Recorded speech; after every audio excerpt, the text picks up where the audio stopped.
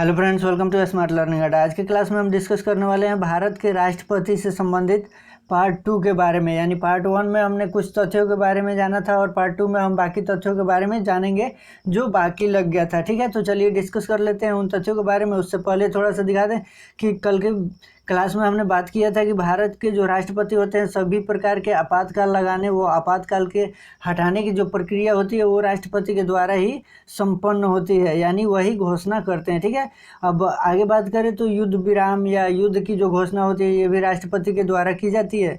या कार्यपालिका के अध्यक्ष तथा राज्य का प्रधान भी राष्ट्रपति ही होते हैं।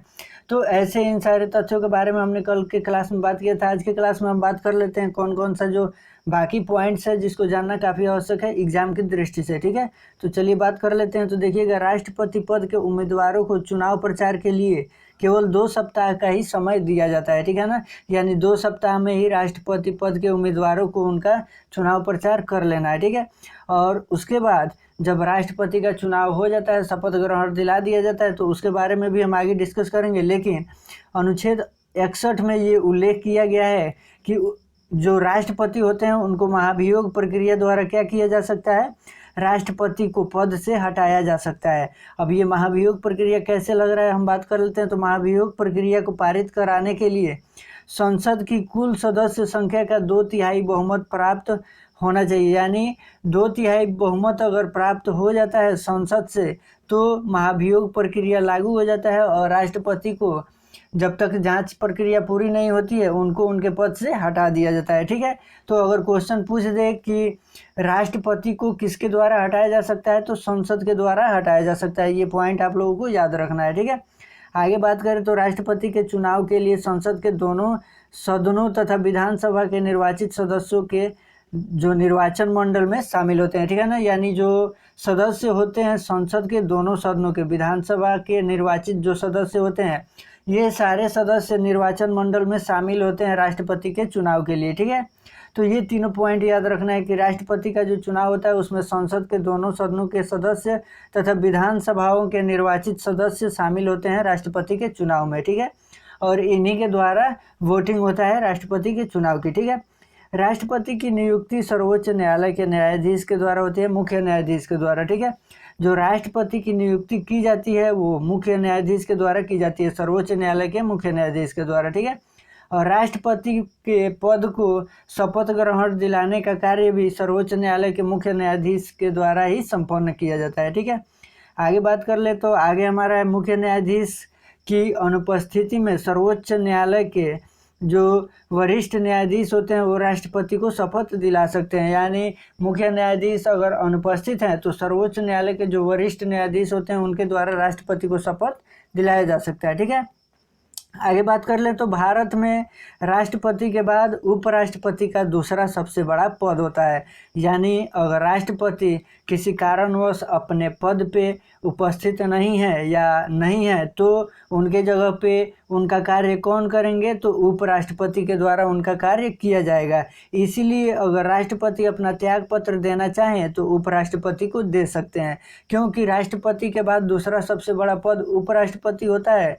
इसीलिए उपराष्ट्रपति को राष्ट्रपति अपना त्याग पत्र दे सकते हैं। ठीक है, आगे बात कर लें तो आगे हमारा बचता है कि अगर राष्ट्रपति की मृत्यु हो जाए या पद से हट जाए या पद त्याग की स्थिति उत्पन्न हो जाए, यानी राष्ट्रपति अपना पद त्याग कर दें, तो इस स्थिति में क्या होता है कि रिक्त स्थान की पूर्ति जब तक नहीं होती है तब तक उपराष्ट्रपति ही राष्ट्रपति के रूप में कार्य करते हैं। यानी राष्ट्रपति का जो कार्य होता है वो कौन देखते हैं, तो उपराष्ट्रपति के द्वारा उन कार्यों को संपन्न किया जाता है। ठीक है, और आगे बात कर लो तो राष्ट्रपति के त्याग पत्र की सूचना लोकसभा अध्यक्ष के द्वारा उपराष्ट्रपति को दी जाती है। यानी राष्ट्रपति को जो त्याग पत्र देना होता है इसका सूचना सबसे पहले लोकसभा के जो अध्यक्ष होते हैं वो उपराष्ट्रपति तक पहुंचाते हैं कि राष्ट्रपति अपना त्याग पत्र देना चाहते हैं। ठीक है, तो आगे हम बात कर लेते हैं कुछ पॉइंट्स के बारे में कि राष्ट्रपति और उपराष्ट्रपति दोनों का पद रिक्त हो जाए तो क्या होगा। ठीक है, तो उस पीरियड में क्या होता है कि मुख्य न्यायाधीश जो होते हैं उनके कार्यों को संपादन करते हैं। यानी उपराष्ट्रपति और राष्ट्रपति दोनों ही अपने पद पे अवेलेबल नहीं है, तो उस स्थिति में क्या होता है कि मुख्य न्यायाधीश जो होते हैं भारत के, उनके द्वारा राष्ट्रपति और उपराष्ट्रपति के कार्यों को संपन्न किया जाता है, और ये अनुच्छेद 70 में उल्लेख इसका किया गया है। ठीक है, राष्ट्रपति के पद को 6 महीने के भीतर ही भरना अनिवार्य होता है, तब तक उपराष्ट्रपति इस पद का कार्यभार संभालते हैं। ठीक है ना, तो ये सारे पॉइंट इम्पोर्टेंट थे। आगे थोड़ा सा और बात कर लेते हैं, चूँकि अब इन सारे तथ्यों के बारे में हमने बात कर लिया, तो बात कर लेते हैं थोड़ा सा कि प्रथम राष्ट्रपति के बारे में। ठीक है, तो स्वतंत्रता के बाद जो भारत के पहले राष्ट्रपति थे वो डॉक्टर राजेंद्र प्रसाद थे, और ये लगातार 2 बार राष्ट्रपति पद पर रहे। ठीक है, पिछले वीडियो में हमने ये प्रश्न भी पूछा था कि भारत के जो राष्ट्रपति हैं वो डॉक्टर राजेंद्र प्रसाद कितनी बार चुने गए हैं। ठीक है, तो सबसे ज़्यादा बार यानी 2 बार लगातार चुने गए हैं, और इसका आप लोगों ने आंसर भी दिया, कमेंट बॉक्स में हमने आप लोगों से पूछा भी था और आपने इसका रिस्पॉन्स भी दिया, उसके लिए धन्यवाद आप लोगों को। ठीक है, तो बात कर ले तो डॉक्टर राजेंद्र प्रसाद के राष्ट्रपति पद पे जो समय पीरियड रहा वो 26 जनवरी 1950 से लेकर के 14 मई 1962 ईस्वी तक इनका समय काल चला राष्ट्रपति के पद पे। ठीक है, तो ये सारे तथ्य थे जो राष्ट्रपति से संबंधित काफ़ी महत्वपूर्ण थे, और यहाँ से एग्जाम में हमेशा प्रश्न पूछते रहता है। आई होप आप लोगों को वीडियो पसंद आया होगा। अगर वीडियो पसंद आए तो वीडियो को लाइक कीजिए, दोस्तों के साथ शेयर कीजिए, और कमेंट बॉक्स में ज़रूर बताइए आप लोगों को वीडियो कैसा लगा, ताकि ऐसे ही मज़ेदार वीडियो हम आप लोगों के लिए लाते रहें। मिलते हैं अगले वीडियो में, तब तक के लिए धन्यवाद।